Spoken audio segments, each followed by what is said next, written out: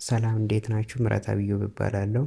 አምና የ12ኛ ክፍል ኢንትራንስ ተፈታኝ ነበርኩኝ በልጅ ኮከብ ቦርዲንግ ስኩል እና አሁን ለእናንተ አይ ቲንክ ትንሽ ቀን ነውና የቀረው። በዚህ በቀረው ጊዜ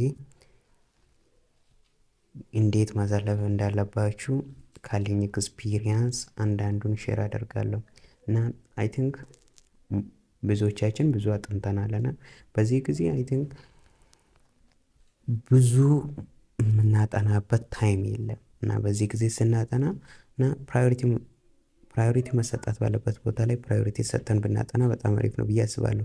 ከዚህ በፊት አጥንታችሁ ያልገባችሁ ፓርት ሊሆን ይችላል።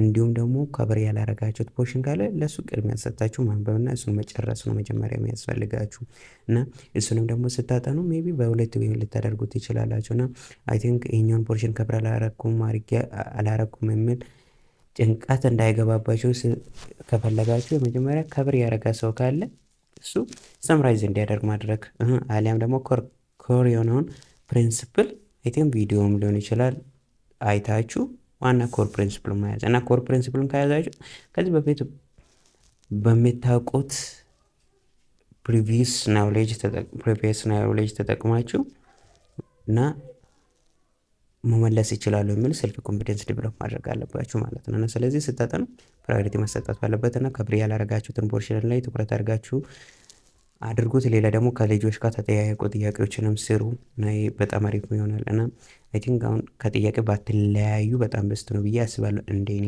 እና ከልጆችም ጋር ስትጠያየቁም ሆነ ጥያቄም ስትሰሩ እና አንድ የሆነ ጥያቄ ስትባሉ ላይክ ብዙ እንደመመለስ እንደማትችሉ አይነት አድርጋችሁ ባትወስዱ በጣም በስት ነው ብዬ አስባለሁ እና አሪፍ ነው ብዬ የሚያስብበት እሱ ነው። ስለዚህ ራሳቸውን አንደርማይን አታደርጉበት እና ጥያቄ ሜቢ ላትመልሱት ይችላላችሁ። አንድ ጥያቄ ካልመለስኩም በቃ ሁሉንም እንዳላጠናችሁት አይነት አድርጋችሁ አታስቡት እና አንዳንዴ ላታስታውሱት ትችላላችሁ እና ያችን አለማስታወሳችሁ ያችን ታይም እንደ አንድ ኦፖርቹኒቲ ያችን ነገር ለመያዝ እንደ አንድ ኦፖርቹኒቲ ያደርጋችሁ ብትሰዱት እና እንዲሁም ደግሞ ማለት ነው በጣም አንድ ጓደኛ ያለኝና በጣም ብስት ስለሆነ ነው የምነግራችሁና አይ ቲንክ ጥያቄ ውስጥም ሆናችሁ ማለት ነው ሜቢ ጥያቄ ልከብድ ይችላል። አንድ ልከብድ፣ ሁለት ልከብድ፣ ሶስት ልከብድ ይችላል። ግን ኦልሞስት ኦል አንደኛ፣ ሁለተኛ እንኳን ሶስተኛ ብከብድ ራሱ ማለት ነውና ሰልፍ ኮንትሮል ያስፈልጋል። ራሳችሁን ኢሞሽናችሁን ኮንትሮል የማድረግ አቢሊቲ ያስፈልጋችኋል እና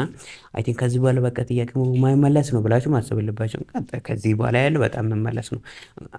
አንደኛ ከሁለተኛ በኋላ ሁለተኛ፣ ሶስተኛ፣ ከአራተኛ እንደዛ በሉትና እንደዛ ከሆነ በኋላ ተመልሳችሁ ስትመጡ ያኛው እና ኢሞሽናችሁን ኮንትሮል አድርጋችሁ መስራትን መለማመድ አለባችሁ ብዬ አስባለሁ እና ሌላ ነገር ደግሞ ከልጆችም ጋር ስትጠያቁ ከልጆችም ጋር ራሳችሁን ኮምፔር አለማድረግ ነው። አይ ቲንክ በዚህ ጊዜ ኮምፔር ማድረግ ብዙም አይጠቅምም እና እሱ ይሄን ያህል አጥንታለች እሱ ይሄን ያህል አጥንቷል የሚል አይነት እንደዚህ ዴቨሎፕ ማድረግ አያስፈልጋችሁም እና የቻላችሁትን ያህል በፈጣሪ ማመን ነው። እግዚአብሔር ያለው ደግሞ ለእናንተ ምንም ቢሆን ማይቀር እንደሆነ ማመን አለባችሁ። አይ ቲንክ በፈጣሪ እምነታችሁን አድርጉ ብዬ አስባለሁ። በመጨረሻም እና በዚህ ጊዜ ዲፕሬሽን አንግዛይቲ ምንም የሚያመጣ ነገር የለም እና ተጨንቀበት የምታመጣ አንድም ለውጥ የለም እና የቻልከውን ያህል የምትችለውን ያህል ስራ፣ የቀረውን ለፈጣሪ ተው። ምክንያቱም እና የቀረውን ላይክ የሰራውን እግዚአብሔር እንዲባርክ ጠይቅ። እሱን ነው የምለው እና መልካም ፈተና በመጨረሻ